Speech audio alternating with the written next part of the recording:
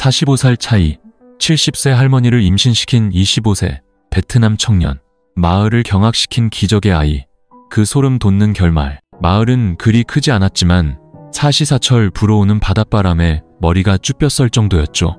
하지만 소문은 그 바람보다도 빨리 퍼져나갔습니다. 이번 이야기의 주인공은 70살의 옥자 할머니입니다.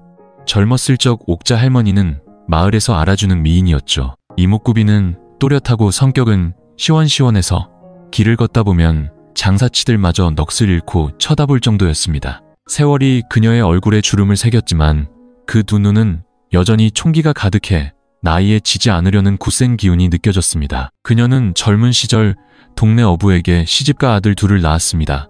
살림이 넉넉지는 않았지만 그럭저럭 배는 굶지 않고 평온하게 살았죠. 하지만 운이 따르지 않았는지 남편은 일직병으로 세상을 떠났습니다. 아들들은 자라자마자 각자 마을을 떠나 서울과 부산으로 돈을 벌러 갔습니다. 그렇게 옥자 할머니는 홀로 바닷가 낡은 집을 지키며 생선을 말려 팔아 생계를 유지했습니다. 조용하고 평범한 날들이 몇 년이나 흘렀습니다. 3년 전 마을 근처에 외지에서 온 일꾼이 하나 나타났습니다. 이름은 민준, 25살의 베트남 청년이었죠. 피부는 까무잡잡하고 키는 크지 않았지만 몸이 다부지고 손놀림이 빨랐습니다. 별다른 배경도 없이 듣자 하니 미립국했다고들 했습니다. 평소에는 어부들을 도와 그물을 옮기거나 생선을 말리는 등 굳은 일도 마다치 않았습니다. 말수는 적었지만 늘 하얀 일을 드러내며 환하게 웃었죠. 누구도 예상치 못했습니다. 무려 45살이나 차이 나는 옥자 할머니와 그가 온 마을을 뒤흔들 파란을 일으킬 줄은요. 모든 것은 2년 전 그 태풍이 몰아치던 밤에 시작되었습니다. 바람은 미친 듯이 울부짖었고 빗방울은 기와장에 세차게 부딪혔습니다. 옥자 할머니의 낡은 지붕은 결국 버티지 못하고 물이 새기 시작했습니다. 할머니가 직접 사다리를 놓고 지붕을 고치려다 그만 발을 헛디뎌 지붕에서 떨어지고 말았습니다. 마침 그곳을 지나던 민준이 눈 한번 깜빡이지 않고 빗속으로 뛰어들어 할머니를 업고 집 안으로 들어왔습니다.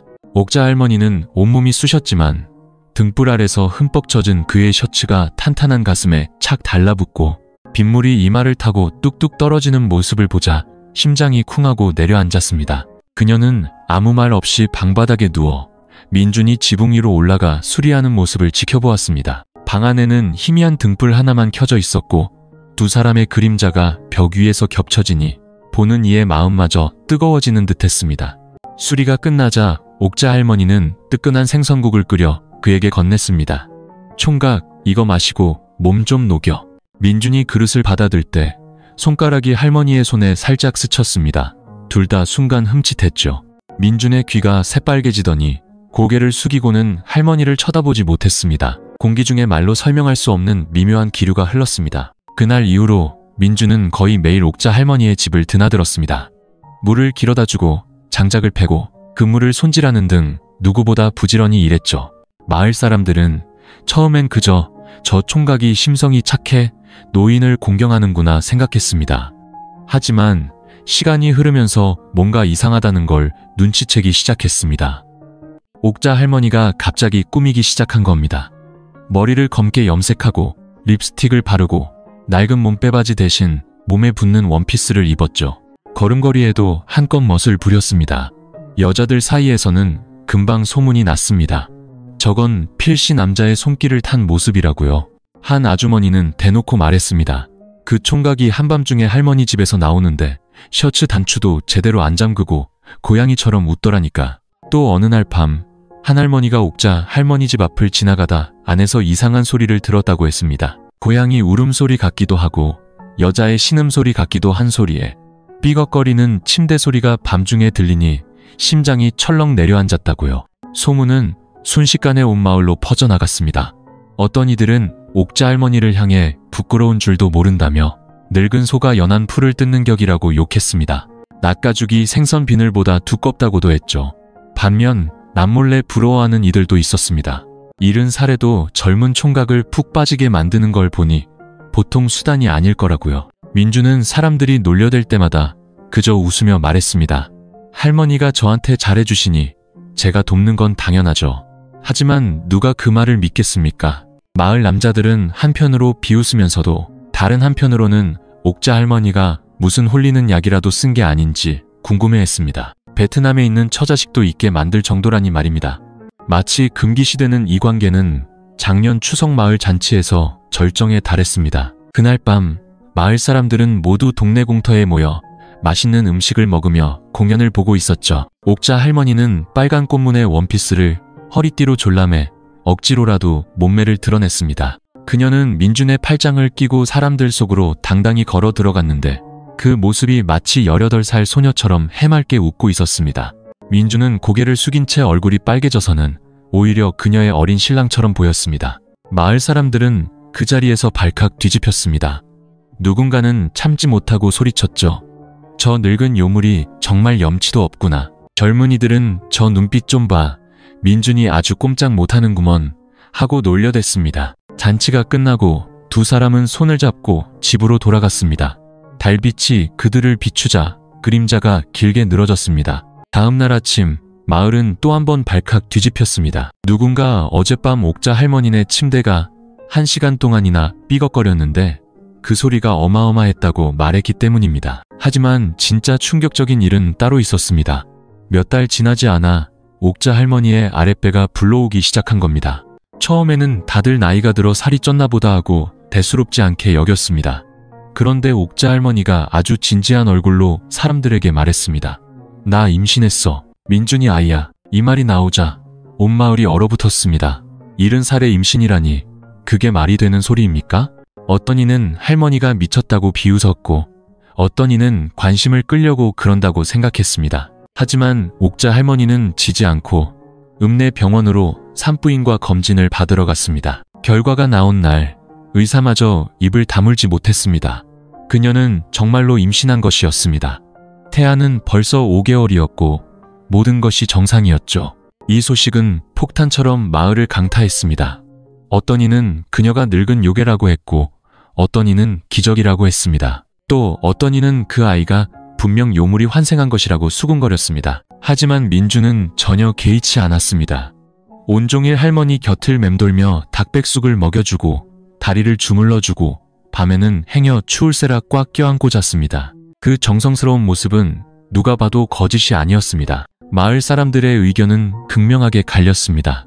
나이든 세대는 풍속을 어지럽히고 조상의 얼굴에 먹칠을 했다며 분노하며 아이를 지우라고 윽박질렀습니다. 반면 젊은이들은 이 사랑이 꽤 아름답다며 어쩌면 운명적인 인연일지도 모른다고 생각했습니다. 옥자 할머니는 아무 대꾸도 하지 않고 그저 배를 쓰다듬으며 담담하게 웃었습니다. 하늘이 주신 선물을 내가 왜 마다하겠어? 이제 바람은 여전히 불고 파도는 예전처럼 넘실거립니다. 하지만 이 어촌 마을은 이제 다시는 예전으로 돌아갈 수 없게 되었습니다. 옥자 할머니의 임신 소식이 전해진 지 얼마 안 되어 몇 년간 소식 없던 두 아들이 불같이 마을로 달려왔습니다. 큰아들은 문을 들어서자마자 얼굴이 시커멓게 변해 있었습니다. 그는 다짜고짜 의자 다리를 집어들고 민준에게 휘두르려 했습니다. 네가 우리 집안 망신 다 시키고 아직도 여기 붙어 있어? 옥자 할머니가 필사적으로 막아서며 소리쳤습니다. 민준은 얼굴이 멍들고 입가에서 피가 흘렀지만 옥자 할머니 앞을 굳건히 지키며 버텼습니다. 그의 눈빛은 꺾이지 않았고 목소리는 쉬었지만 단호했습니다. 저는 할머니를 사랑해요. 이 아이 꼭 낳을 겁니다. 옆에 있던 작은 아들은 손을 대진 않았지만 문틀에 기댄 채 차갑게 비웃으며 말했습니다. 어머니, 좋으실 대로 하세요. 전 이제 상관 안 할랍니다. 그 말투는 모든 것에서 초연한 척하면서도 이 어처구니 없는 상황을 비웃는 듯했습니다. 옥자 할머니는 민준의 사랑해요라는 말을 듣고 눈물을 비오듯 쏟아냈습니다. 그리고는 그 자리에서 그의 목을 끌어안고 입을 맞췄습니다. 큰아들은 얼굴이 일그러지더니 문을 박차고 나가며 소리쳤습니다. 그놈이랑 살 거면 나 같은 아들은 없는 셈치시오. 집안은 난장판이 되었지만 공기는 마치 불이 붙을 듯 뜨거웠습니다. 어느덧 옥자 할머니의 배는 광주리만큼 커져 출산이 임박했습니다.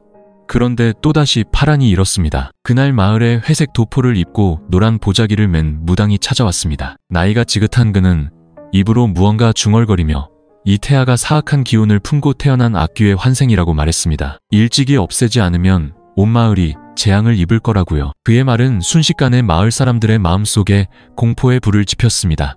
곧 한 무리의 사람들이 옥자 할머니 집 앞에 모였습니다. 어떤 이는 복숭아나무 가지를, 어떤 이는 향로를 들고 악귀야 물러가라 외치며 집을 향해 저주를 퍼부었습니다.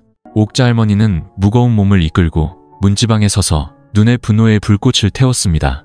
당신들 다 미쳤어? 내가 아직 남자 사랑받는 게 그렇게 배 아파? 그녀는 소리치며 배를 감쌌습니다. 그 기세는 도저히 잃은 노인의 것이라고는 믿기지 않았습니다. 민준이 그녀를 보호하려다 떠밀려 넘어지면서 이마가 돌에 부딪혀 피가 흘렀습니다. 사람들은 순식간에 아수라장이 되었습니다. 갑자기 옥자 할머니의 얼굴이 하얗게 질리더니 몸이 휘청하며 배를 움켜쥐고 주저앉았습니다.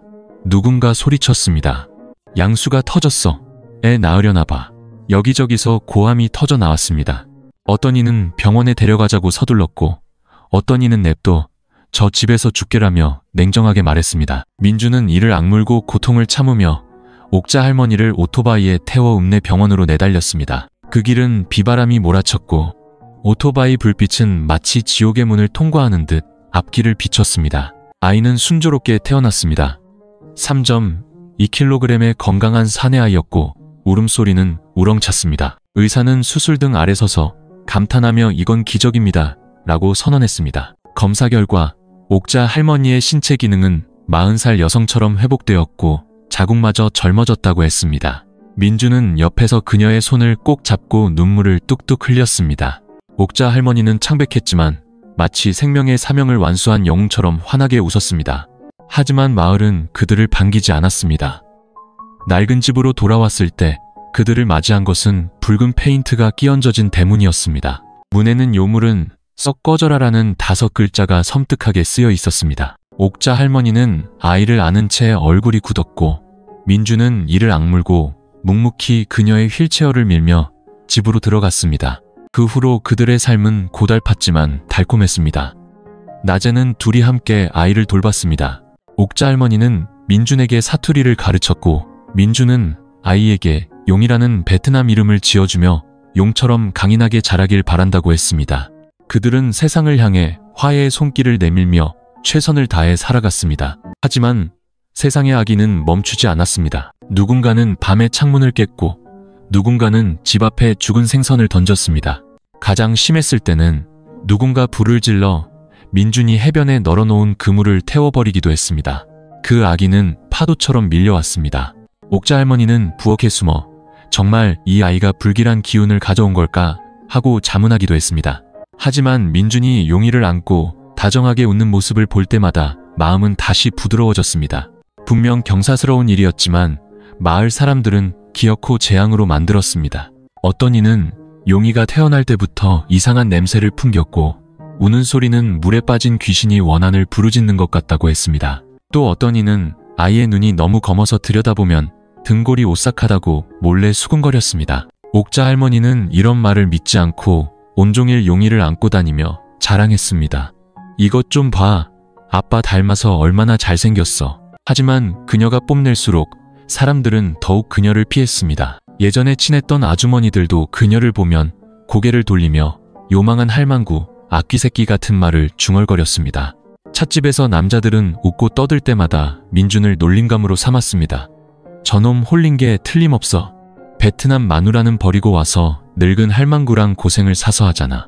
하지만 민준은 전혀 화내지 않고 여전히 아침 일찍 나가 저녁 늦게 돌아오며 열심히 일했습니다. 벌어온 돈은 모두 옥자 할머니에게 가져다 주었죠. 그는 배를 수리하고 그물을 손질하며 땡볕과 비바람 속에서 한시도 쉬지 않았습니다. 마을 뱃사람들은 모두 그가 일 잘한다고 했지만 사적으로는 누구도 그와 가까이 하려 하지 않았습니다. 재수없는 일이 옮을까 봐서였죠. 밤에 집에 돌아오면 민주는 윗옷을 벗고 마당에 앉아 담배를 피우곤 했습니다. 등줄기의 땀방울이 달빛에 반짝이는 모습은 마치 잘 벼려진 쇠덩이 같았습니다. 옥자 할머니는 종종 시원한 보리차를 들고 와 그의 어깨를 손가락으로 쓱 훑으며 눈웃음을 쳤습니다. 당신도 참 얌전히 좀 있지. 민주는 웃으며 그녀를 와락 껴안고는 나지막이 속삭였습니다. 가만히 좀 있어봐. 애가 보잖아. 그러면 그녀는 누가 이렇게 매력적으로 생기랬나 라며 받아쳤습니다. 비바람이 몰아치는 집이었지만 그 안에는 그들만의 온기가 있었습니다. 하지만 그 온기는 오래가지 못했습니다. 어느 날 밤 술에 취한 마을 남자 몇이 비틀거리며 문 앞에 와서 손에 술병을 들고 욕설을 퍼부었습니다. 민준, 당장 튀어나와. 그 늙은 요물 치마폭에만 있지 말고. 옥자 할머니는 화가 나 빗자루를 들고 뛰쳐나가려 했지만 민준이 그녀를 말렸습니다. 제가 나갈게요. 그는 위솥을 벗은 채 문 밖으로 나가 달빛 아래 섰습니다. 그 모습은 표범처럼 날렵하고 단단했죠. 취객들은 그를 보고도 여전히 거만하게 도발했습니다. 민준은 아무 말 없이 문틀에 주먹을 내리쳤습니다. 나무 조각이 튀고 그 소리가 등골을 서늘하게 만들었습니다. 그의 차가운 목소리가 들려왔습니다. 내 손에 죽고 싶지 않으면 꺼져. 그들은 잠시 주춤하더니 여전히 욕설을 내뱉었지만 결국 물러났습니다. 가면서도 내 그 괴물 새끼가 조만간 온 마을을 해칠 거다 라는 악담을 남겼습니다. 문이 천천히 닫히고 옥자 할머니는 문 뒤에 서서 손에 땀을 쥐었습니다. 그녀는 잠든 용의를 돌아보며 갑자기 심장이 철렁했습니다. 등불 때문이었을까요? 그 익숙한 작은 얼굴이 문득 낯설게 느껴졌습니다. 시간은 흘러 용의의 100일이 되었습니다. 옥자 할머니는 마을의 흉흉한 소문에도 불구하고 조촐한 잔치를 준비했습니다. 내 아들이야. 온 세상이 인정 안 해도 이 어미가 축하해줘야지. 그녀는 직접 큰 수탉을 잡아 푹 고아 향긋한 닭백숙을 만들었습니다. 그리고 아직 자신들과 말을 섞어주는 몇몇 아주머니들을 초대했습니다. 음식이 막 차려졌을 때 문 앞에서 발소리가 들렸습니다. 마을에서 가장 연장자인 김영감이었습니다. 그는 손에 향과 부적을 들고 있었고 그 뒤로는 굳은 표정의 젊은이 몇이 따라왔습니다. 그는 들어서자마자 악귀를 쫓으러 왔다고 말했습니다. 옥자 할머니는 그 자리에서 얼굴이 하얗게 질려 상을 내리치며 소리쳤습니다. 내 아들은 멀쩡해. 당신 네 늙은이들이 와서 함부로 짓거리지 마. 김영감은 당황하지 않고 차분히 말했습니다. 직접 보시오. 저 아이 미간의 붉은 점이 피의 인장 같지 않소? 이건 악귀가 씬 징조야. 옥자 할머니가 고개를 숙여보니 용의의 미간에 정말 희미한 붉은 반점이 있었습니다. 형태는 알 수 없었지만 어딘가 섬뜩했죠. 그녀는 순간 심장이 철렁했지만 겉으로는 꿋꿋하게 소리쳤습니다. 개소리 집어치우고 당장 꺼져. 그때 민준이 부엌에서 나와 모자 앞에 섰습니다. 그의 눈빛은 칼날처럼 차가웠습니다. 그는 소리 없이 김영감을 노려봤고 젊은이들은 감히 한 발짝도 다가오지 못했습니다. 김영감은 분위기가 험악해지자 마지못해 떠나며 한마디를 남겼습니다. 충고를 듣지 않으면 반드시 후회할 날이 올 것이오. 그날부터 이상한 일들이 연달아 일어났습니다. 마당에 널어놓은 생선이 하룻밤 새벌레 먹은 것처럼 썩어버리고 역한 냄새를 풍겼습니다. 한밤중에는 자꾸 누가 문을 두드렸지만 나가보면 아무도 없고 바닷바람만 음산하게 불었습니다. 지붕 위에는 까마귀들이 맴돌며 불길하게 울어댔습니다. 마을에는 용의가 바다 귀신의 환생이라는 소문이 돌기 시작했습니다. 누군가는 30여 년 전 풍어를 기원한다며 외지 여자를 바다에 던져 죽였다는 마을의 흉흉한 전설을 꺼냈습니다. 그리고 용의가 바로 그 여자의 원혼이 복수하러 온 것이라고 확신에 차말했습니다. 옥자 할머니는 그 말을 듣고 가슴이 철렁했지만 입으로는 헛소리, 내 아들은 멀쩡해 라고 소리쳤습니다. 그녀는 용의를 안고 걱정 마라, 엄마가 있잖니 하고 속삭였습니다. 하지만 그녀가 아이를 감쌀수록 세상의 적이는 더욱 강해졌습니다. 누군가 한밤중에 집문 앞에 돼지 피를 뿌렸습니다. 선홍색 피는 마치 재앙을 예고하는 듯했습니다. 갈등은 용의의 돌잔친 날 터졌습니다. 그날은 구름이 잔뜩 끼고 파도가 거칠게 일어 하늘이 무너질 것 같았습니다. 옥자 할머니와 민주는 용의를 안고 바닷가에서 거북이를 방생하며 평안을 빌었습니다. 그런데 해변에 발을 내딛자마자 한 무리의 사람들이 길을 막아섰습니다. 김영감이 다시 나타난 겁니다. 이번에는 손에 작사를 들고 그 뒤로는 열댓 명의 장정들이 살기등등한 얼굴로 서 있었습니다.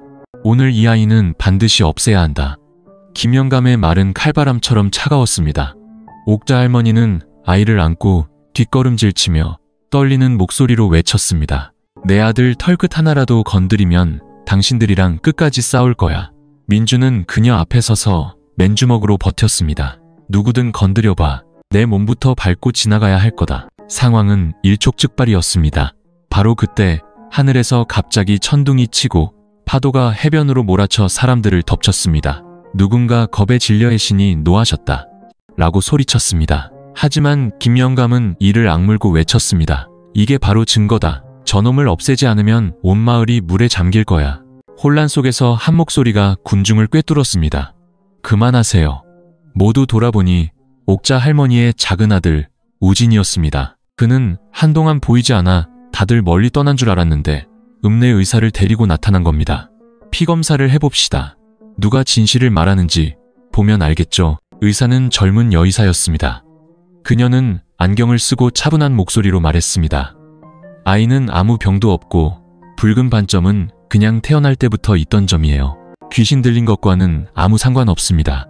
헛소문 좀 그만 만드세요. 하지만 김영감은 들은 척도 안 했습니다. 과학이 다 뭐야. 신의 뜻을 어찌 알겠소. 양측은 팽팽하게 맞섰습니다. 옥자 할머니는 아이를 감싸 안고 목이 쉬어라 울부짖었습니다. 이제 겨우 돌 지난 아기한테 이게 무슨 짓들이에요. 민주는 온몸이 긴장해 마치 덫에 걸린 야수처럼 분노에 찬 눈빛을 하고 있었습니다. 갑자기 용이가 까르르 웃었습니다. 그 웃음소리는 방울 소리처럼 맑아 시끄러운 군중을 순식간에 조용하게 만들었습니다. 모두가 멍하니 이제 막 돌이 지난 아기를 쳐다봤습니다. 아이의 눈은 칠흑같이 검고 맑아 말할 수 없는 순수함이 느껴졌습니다. 김영감마저 잠시 넋을 잃었습니다. 의사가 그 틈을 타말했습니다. 보세요. 이 아이가 어디가 사악한 기운에 씌었다는 겁니까? 아주 건강하잖아요. 김영감은 입술을 달싹이다가 얼굴이 굳어진 채 결국 한마디를 남기고 돌아섰습니다. 두고 보시오. 저 재앙 덩어리가 언젠가 본색을 드러낼 테니. 그는 사람들을 데리고 잿빛 얼굴로 떠났습니다. 옥자 할머니는 용이를 안고 해변에 주저앉아 온몸을 떨며 눈물을 멈추지 못했습니다. 민준이 그녀를 가만히 끌어안았습니다. 괜찮아. 내가 있잖아. 하지만 그의 눈에도 숨길 수 없는 불안함이 서려 있었습니다. 바닷바람이 모래를 휘감아 올리는 것이 마치 바람 속에서 무언가 속삭이는 듯 음산하고 숨막히는 기운이 감돌았습니다. 파문은 잠시 가라앉았지만 마을의 소문은 더욱 흉흉해졌습니다. 어떤 이는 용이의 웃음이 사람의 마음을 조종하는 가짜 웃음이라고 했고, 심지어 옥자 할머니와 민준이 사악한 기운에 홀려 아이에게 그토록 헌신하는 것이라고 단정했습니다. 옥자 할머니는 밤마다 악몽을 꾸기 시작했습니다. 꿈속에서는 창백하고 차가운 손이 바다에서 뻗어나와 용이를 끌고 가려 했습니다. 그녀는 식은땀을 흘리며 깨어나곤 했습니다.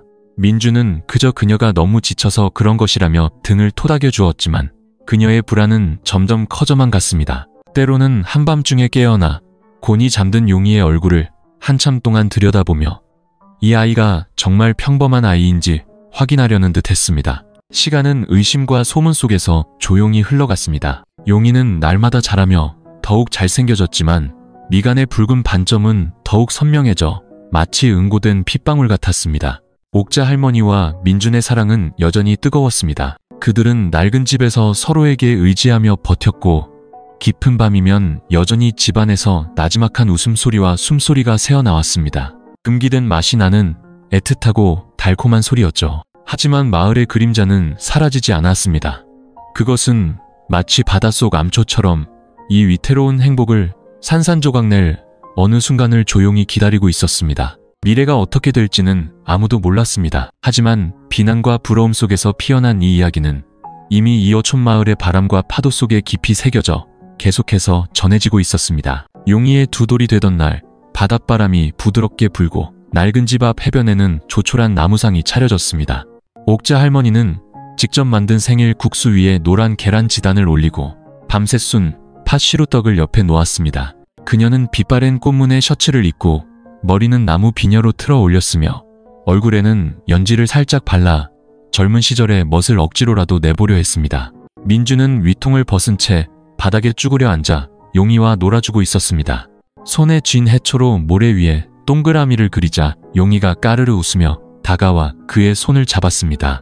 그 까맣고 빛나는 눈은 햇빛 아래 반짝이며 마치 얼굴에 밝힌 두 개의 흑진주 같았습니다. 옥자 할머니는 그 모습을 보며 입가에 미소를 띄었지만 마음 한구석은 불안했습니다. 용희의 미간에 있는 붉은 반점이 점점 더 선명해져 마치 꺼지지 않는 불꽃처럼 보였기 때문입니다. 마을 사람들은 그것을 볼 때마다 바다 귀신의 인장이라며 수군거렸습니다. 이 작은 축하 자리에는 아무도 초대받지 않았습니다. 옥자 할머니와 민주는 고립되는 것에 이미 익숙해져 있었습니다. 마을 사람들은 이제 대놓고 찾아와 행패를 부리지는 않았지만 등 뒤에서 던지는 시선은 여전히 칼날 같았습니다. 그날 점심 옥자 할머니는 국수를 떠서 용희에게 먹여주고 있었고 민주는 옆에서 게를 발라 부드러운 속살을 용희의 입에 넣어주었습니다. 그는 옥자 할머니에게 웃으며 말했습니다. 당신도 좀 먹어. 우리 부자만 챙기지 말고. 옥자 할머니는 짐짓 그를 쏘아보며 그의 허리를 장난스럽게 꼬집고는 나지막이 속삭였습니다. 밤에 두고 보자. 민주는 입을 활짝 벌리고 웃었고 그의 눈에는 욕망의 불꽃이 스쳤습니다. 공기 중에는 다시 익숙한 애틋한 기운이 감돌았습니다.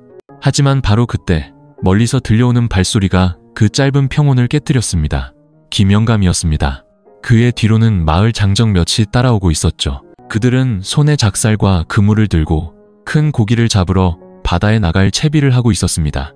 김영감은 해변 가장자리에 서서 흐릿한 눈을 가늘게 뜨고 용희를 샅샅이 훑어보았습니다.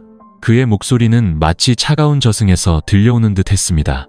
이 아이가 이제 2살이니 슬슬 그 사악한 기운이 드러날 때가 되었겠지. 옥자 할머니는 그 말을 듣자마자 마치 불붙은 화약처럼 폭발했습니다. 그녀는 손에 든 그릇을 콱 내려놓고 달려가 손가락으로 김영감의 코를 찌를 듯이 가리켰습니다.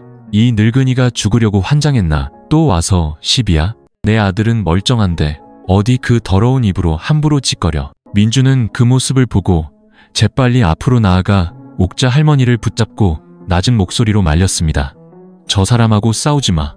하지만 김영감은 물러서지 않았습니다. 그는 앙상한 손가락을 마른 나뭇가지처럼 뻗어 용희의 미간을 가리키며 소리쳤습니다.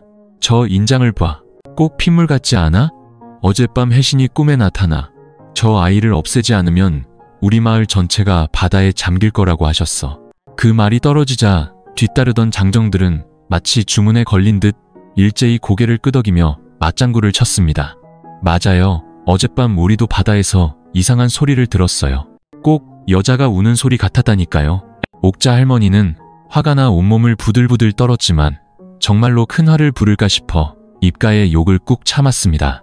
그녀는 서둘러 용희를 돌아보았습니다. 아이는 개 다리를 맛있게 빨며 천진난만하게 웃고 있었습니다. 다만 미간의 붉은 반점이 햇빛 아래 유난히 붉게 보여 마치 타오르는 불꽃처럼 사람의 마음을 불안하게 했습니다. 민주는 그 모습을 보고 즉시 앞으로 나서 모자 앞을 막아섰습니다. 그의 목소리는 얼음장처럼 차가웠습니다. 무슨 짓을 하려는 거요? 할 말이 있으면 나한테 하시오. 애는 놀라게 하지 말고. 김영감은 입꼬리를 올리며 차갑게 비웃었습니다. 너한테 하라고? 이 재앙의 씨앗을 뿌린 게 바로 넌데 네가 빠져나갈 수 있을 것 같아? 그는 말을 마치고 손짓하여 장정들에게 앞으로 나서라고 했습니다. 눈 깜짝할 사이에 충돌이 벌어지려던 바로 그 순간 용희가 와앙하고 울음을 터뜨렸습니다. 그 울음소리는 마치 쇠바늘처럼 날카로워 사람들의 고막을 꿰뚫는 듯 했습니다.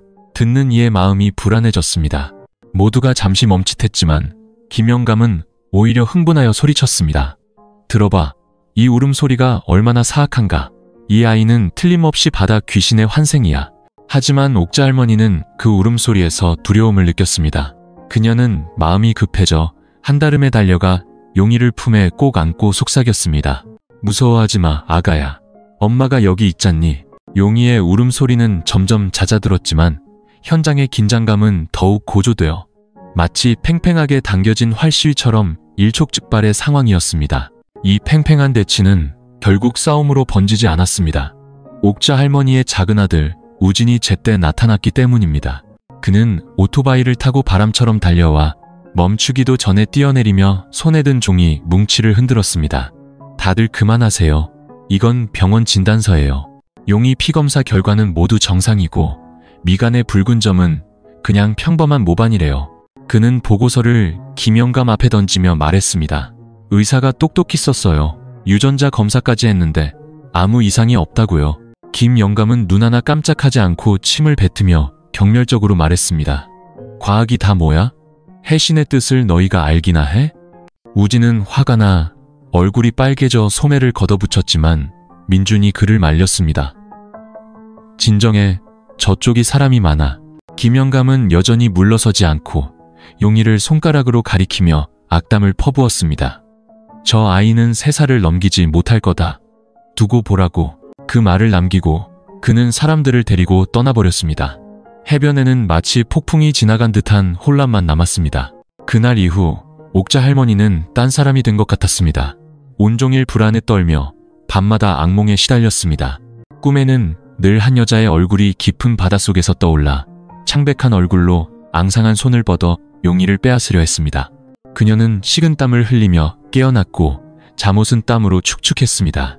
민주는 옆에서 그저 겁을 먹어서 그런 것이라며 위로했지만 사실 그 자신도 삶이 이상해지고 있음을 느끼고 있었습니다. 바다에 나가 고기를 잡을 때면 민주는 그물에 뭔가 빠진 듯한 느낌을 받았습니다. 의아해하며 집에 돌아와 어망을 열어보면 안에는 썩은 해초만 가득했고 부패한 냄새가 진동했습니다. 마치 누군가 악독한 저주를 내린 것 같았습니다. 마을의 소문은 더욱 기괴해졌습니다. 어떤 이는 한밤중에 용의가 혼자 바닷가로 기어나가 모래사장에 앉아 파도를 보며 희죽희죽 웃는 것을 똑똑히 봤다고 했습니다. 마치 보이지 않는 무언가와 속삭이는 것 같았다고요. 옥자 할머니는 이 소문을 듣고 등골이 오싹했지만 마음속으로는 믿고 싶지 않았습니다. 그저 용의를 꼭 껴안고 속삭일 뿐이었습니다. 아가야, 넌 엄마의 심장이야. 누가 너를 험담하든 엄마가 목숨 걸고 지켜줄게. 하지만 그녀가 아이를 감쌀수록 집안의 이상한 일은 더욱 잦아졌습니다. 낡은 집 벽에서는 물방울이 스며 나와 마치 소리 없이 우는 것처럼 뚝뚝 떨어졌습니다. 용의가 새돌이 되던 해 모든 것이 통제불능 상태가 되어버렸습니다. 태풍이 몰아치는 계절이었고 바다에는 하얀 파도가 거대한 짐승처럼 울부짖었습니다. 마을 사람들은 모두 집에 숨어 문을 걸어 잠그고 숨을 죽였습니다. 하지만 그날 밤 옥자 할머니는 잠결에 용의가 사라진 것을 발견했습니다. 순간 식은땀이 흘렀습니다. 그녀는 허둥지둥 민준을 깨웠고 두 사람은 미친 듯이 비바람을 뚫고 마을을 찾아 헤맸습니다. 마침내 그들은 바닷가에서 용의를 발견했습니다. 아이는 맨발로 모래사장에 홀로 서 있었고 몸에는 낡은 헝겊 조각 하나만 두른 채 바람에 떨고 있었습니다. 용의의 미간에 있는 붉은 반점은 번갯불 아래서 핏물처럼 섬뜩하게 빛났습니다. 그는 파도를 향해 작은 손을 뻗어 알아들을 수 없는 소리를 내며 무언가를 부르는 듯 했습니다. 기이하게도 바다에서는 정말로 검은 그림자가 천천히 떠올랐습니다. 그 그림자는 사람의 형상을 하고 있었지만 말할 수 없이 이상한 기운을 풍겼습니다. 옥자 할머니는 다리가 풀려 주저앉을 뻔하며 목이 터져라 외쳤습니다. 용아, 어서 돌아와. 용의는 그 부름을 들은 듯 천천히 고개를 돌려 옥자 할머니를 향해 웃었습니다. 그 미소는 마음을 녹일 만큼 순수했지만 이 폭풍우 치는 밤에는 등골을 서늘하게 만들 만큼 기이했습니다.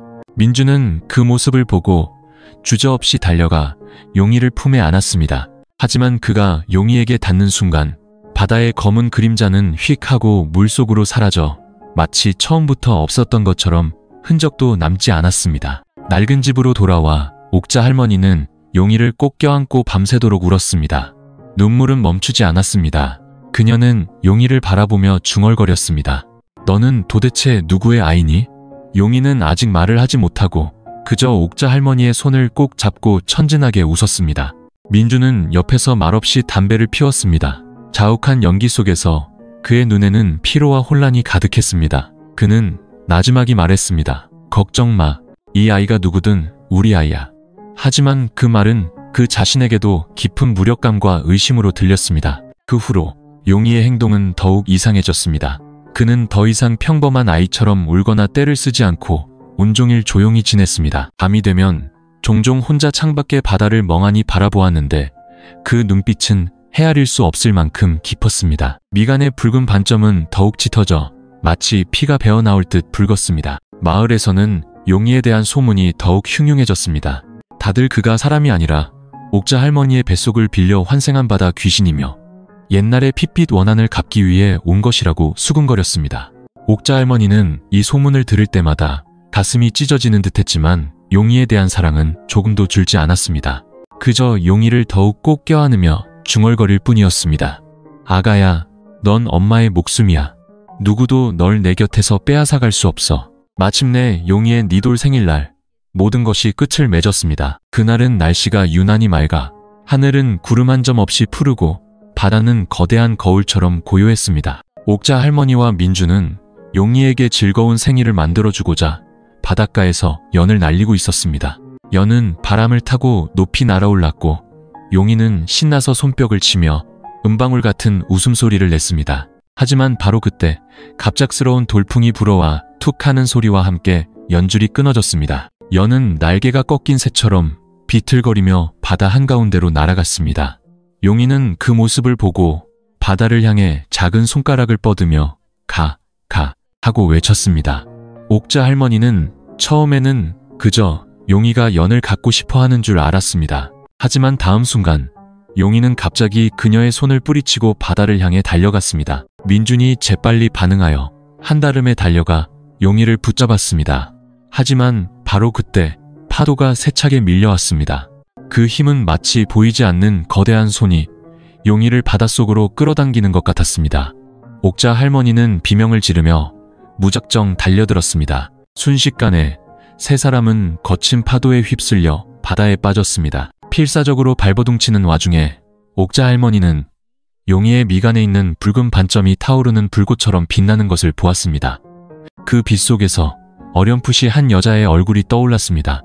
창백한 얼굴에 원한 가득한 눈빛으로 그녀를 향해 섬뜩하게 웃고 있었습니다. 파도가 점차 물러가고 해변에는 옥자 할머니와 민준만 남았습니다. 두 사람은 흠뻑 젖어 몹시 지쳐 있었고 용희는 마치 증발한 것처럼 사라지고 없었습니다.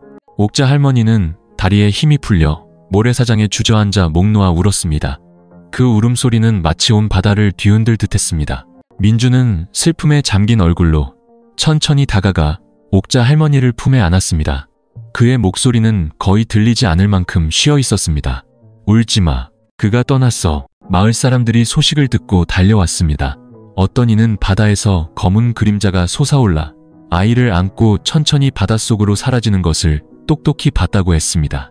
마치 신비로운 의식을 치르는 것 같았다고요. 김영감은 사람들 속에서 입가에 냉소를 띠고 빈정거렸습니다. 내가 말했지. 저 아이는 재앙 덩어리라고. 이제 믿겠소? 옥자 할머니는 그 말을 듣고 미친 사람처럼 달려들어 김영감에게 달려들려 했지만 민준이 그녀를 꽉 붙잡았습니다. 그녀는 발버둥치며 울부짖었습니다. 내 아들 돌려줘. 내 아들 돌려줘. 하지만 바다는 거울처럼 고요했고 방금 일어난 모든 일은 마치 허상처럼 느껴졌습니다. 그날 이후 옥자 할머니는 완전히 정신을 놓았습니다. 그는 매일 혼자 바닷가에 앉아 멍한 눈으로 수평선을 바라보며 용희의 이름을 부르짖었습니다. 엄마가 잘못했다. 널 낳지 말았어야 했는데. 민준은 말없이 그의 곁을 지켰습니다. 하루하루 야위어 갔지만 단 한 걸음도 떠나지 않았습니다. 처음에 민준은 옥자 할머니가 잠시 정신을 차릴 때면 용희와 함께했던 소소한 추억들을 이야기하며 그의 마음속 온기를 되살려보려 했습니다. 하지만 옥자 할머니는 듣다 보면 눈빛이 다시 공허해지고 알아들을 수 없는 말을 중얼거리며 다시 용희를 찾기 시작했습니다. 시간이 흐르면서 마을 사람들은 용희를 점차 잊었고 이 사건을 그저 기이한 괴담으로만 여겼습니다. 하지만 민준은 끝내 마음을 놓지 못했습니다. 그는 종종 깊은 밤에 혼자 바닷가로 나와 용희를 삼킨 바다를 바라보며 자책과 고통에 시달렸습니다. 그는 끊임없이 자문했습니다. 만약 그때 자신이 조금 더 조심했다면, 용희를 더 빨리 잡았다면 모든 것이 이렇게 되지는 않았을까. 민준은 여전히 매일 아침 일찍 나가 저녁 늦게 돌아오며 일했습니다. 다만 그의 눈빛에서는 예전의 빛이 사라지고 쓸쓸함과 세월의 흔적이 묻어났습니다.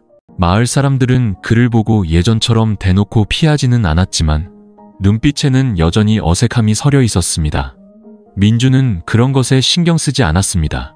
그의 마음속에는 오직 옥자 할머니와 바다로 사라진 아이뿐이었습니다. 어느 날 민준이 고기를 잡으러 나갔다가 보기 드문 폭풍우를 만났습니다. 바람이 울부짖고 파도가 하늘을 찌를 듯이 솟구쳤습니다. 그의 작은 배는 파도 속에서 심하게 흔들리며 언제든 삼켜질 위험에 처했습니다.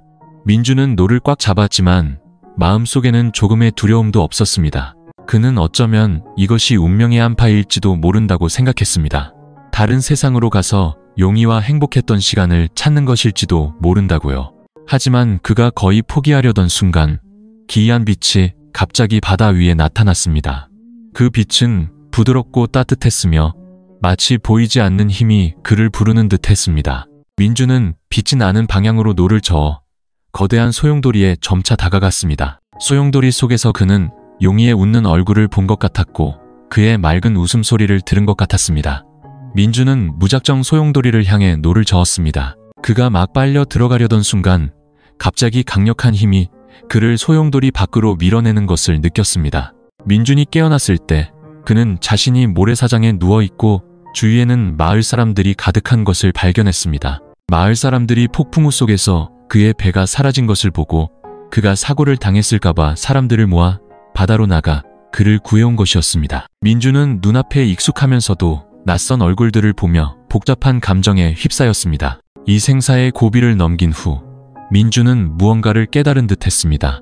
그는 더 굳건하게 살아가기로 결심했습니다. 옥자 할머니를 위해서, 그리고 그들이 함께했던 아름다운 추억을 위해서요. 그는 옥자 할머니를 데리고 사방으로 의원을 찾아다니며 그의 병을 고치기 위해 애썼습니다.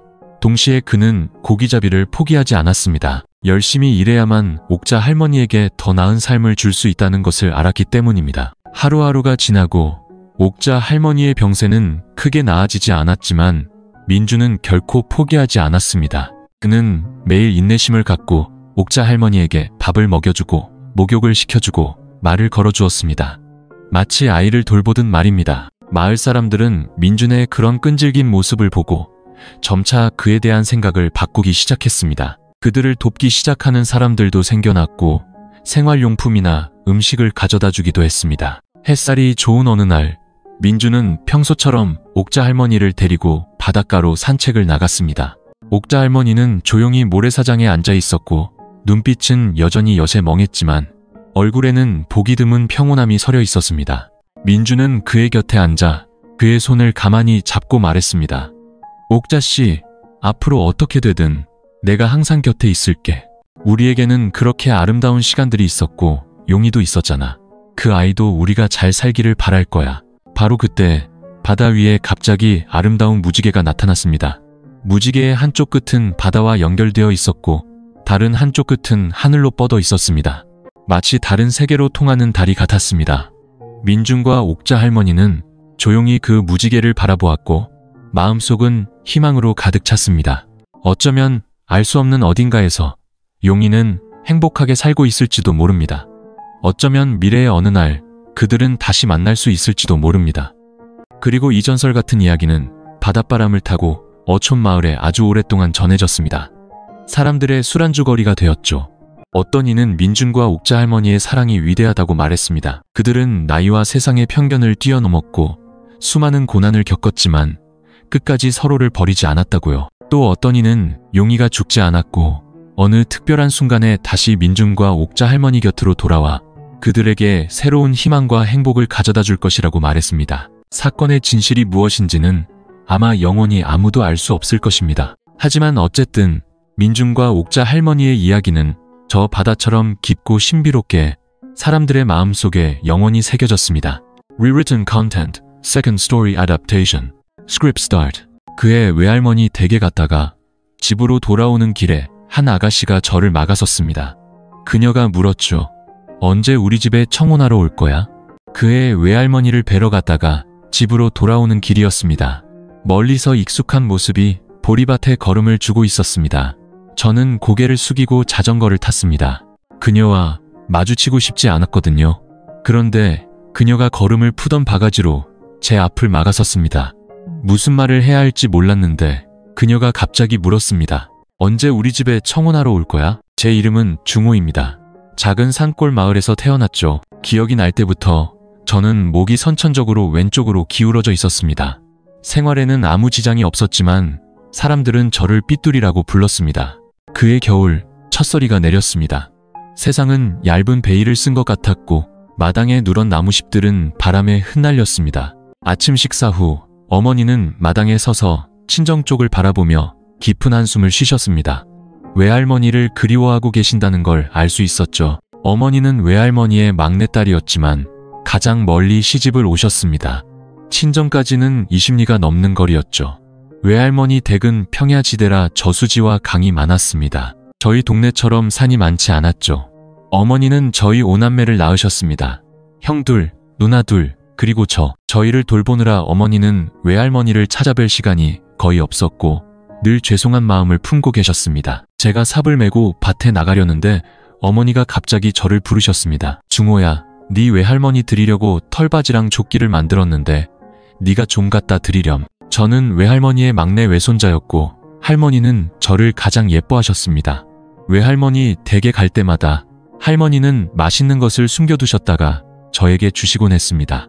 외할머니께 물건을 갖다 드리러 간다는 말에 조금 망설여지긴 했지만 저는 두말 없이 삽을 내려놓고 그러겠다고 했습니다.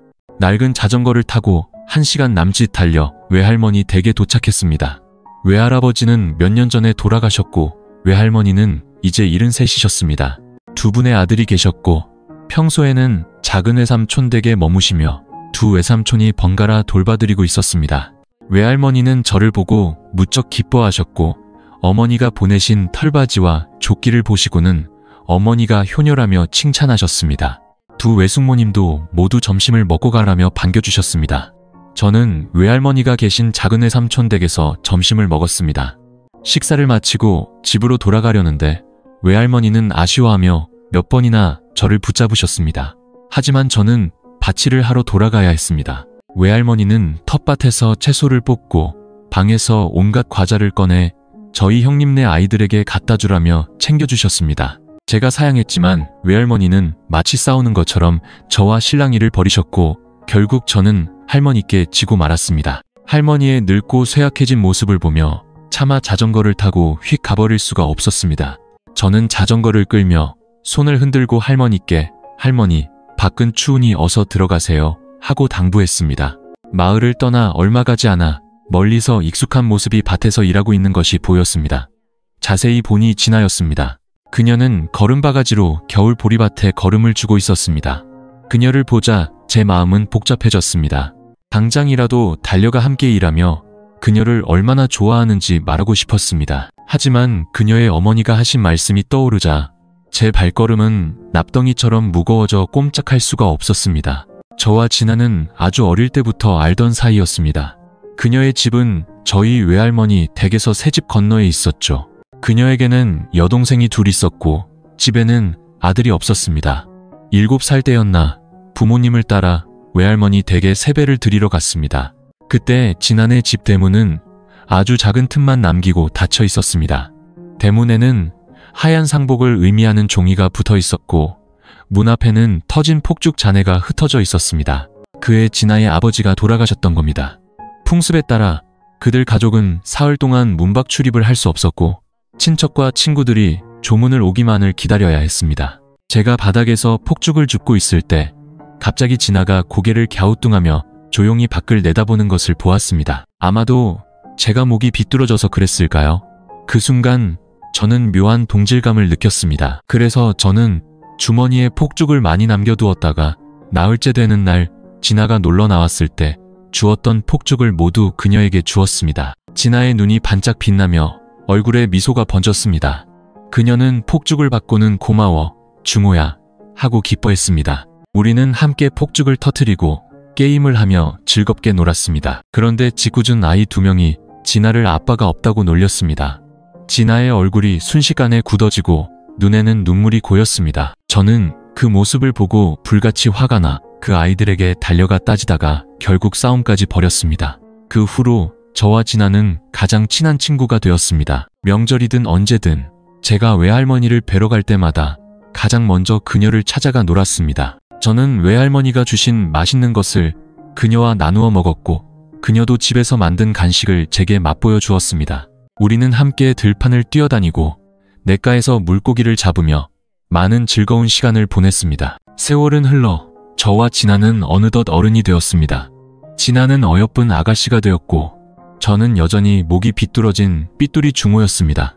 목 때문에 제 마음은 더욱 움츠러들었습니다. 진아를 볼 때마다 저는 제가 그녀에게 어울리지 않는다고 생각했습니다. 그 자격지심은 가시처럼 제 마음을 찔렀습니다.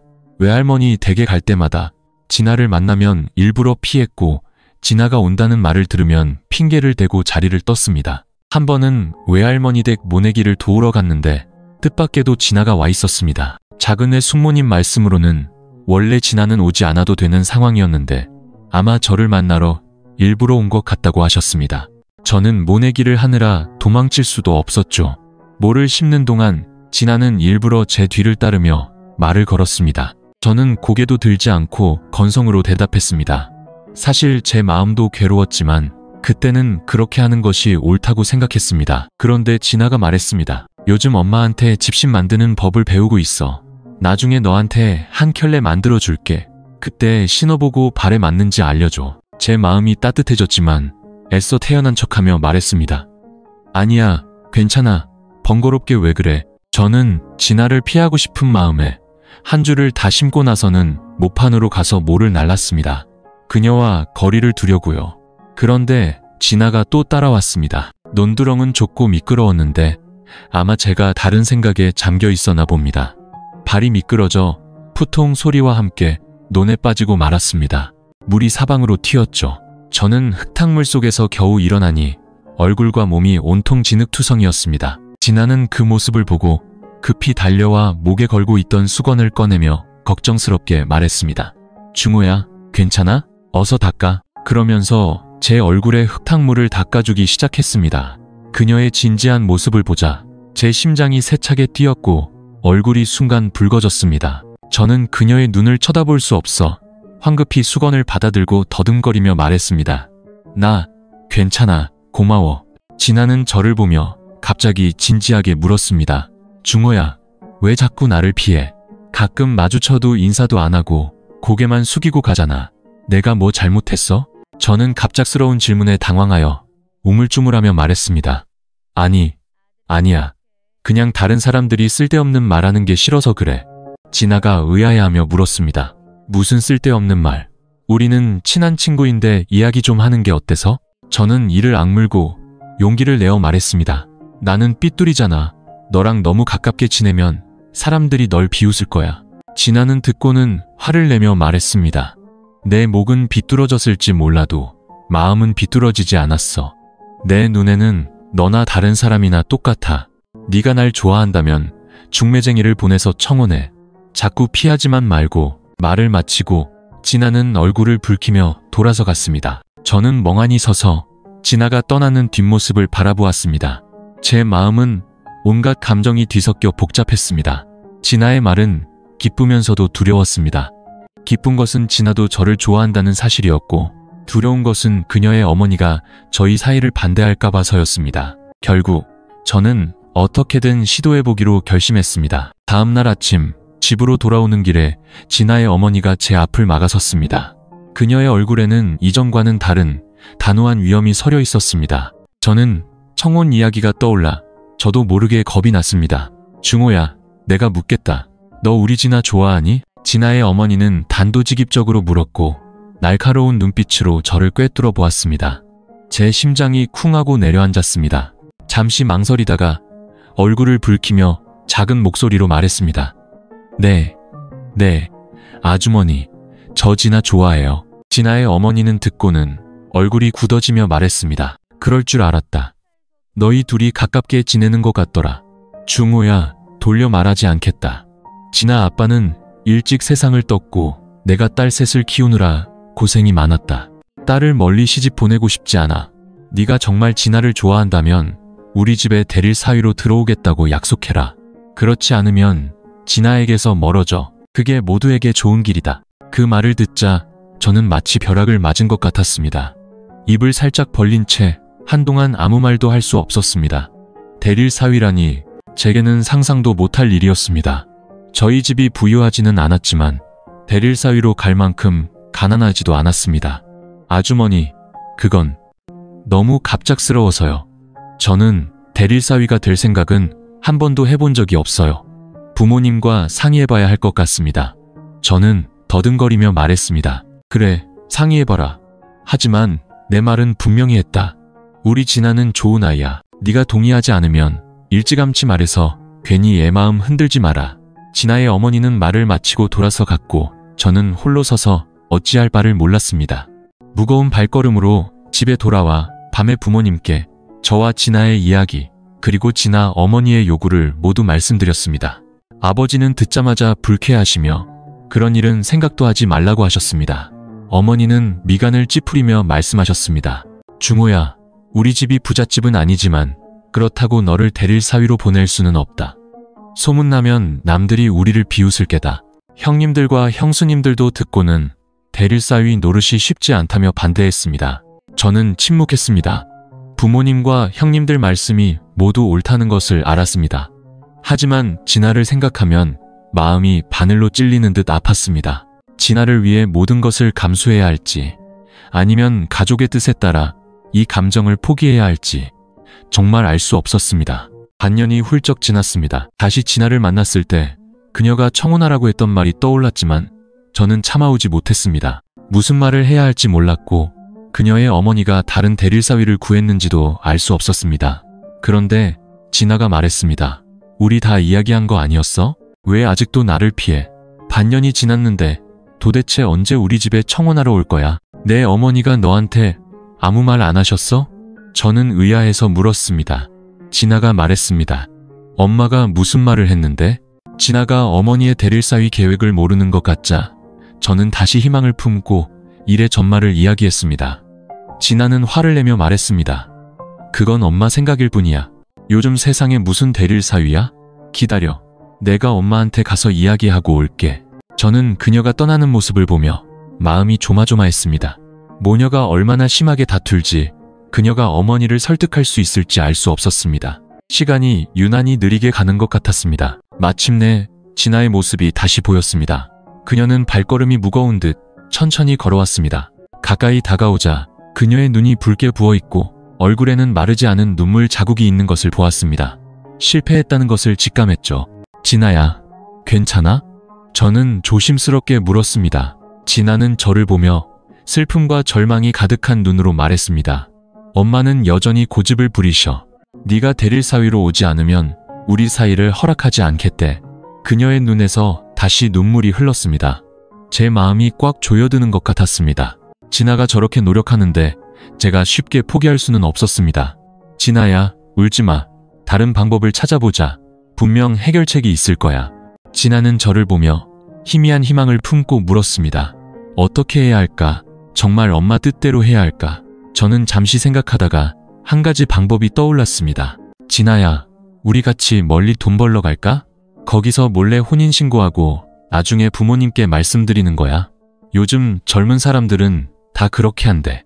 진아는 망설이며 말했습니다. 그렇게 하면 엄마 마음이 너무 아프실 거야. 그리고 우리가 몰래 결혼하면 나중에 어떻게 가족들을 봐. 저는 진아의 마음을 이해했습니다. 그녀는 효녀였죠. 그녀가 그렇게 말하니 제가 마치 그녀를 꿰어내는 것 같아 마음이 아팠습니다. 나도 네가 힘든 건 싫어. 하지만 이렇게 하지 않으면 우리는 함께 할 수 없어. 진아가 말했습니다. 나도 너와 함께 하고 싶어. 하지만 엄마한테 그렇게 할 수는 없어. 우리는 들판에 서서 오랫동안 침묵했습니다. 그때 옆으로 지나가는 사촌형을 발견했습니다.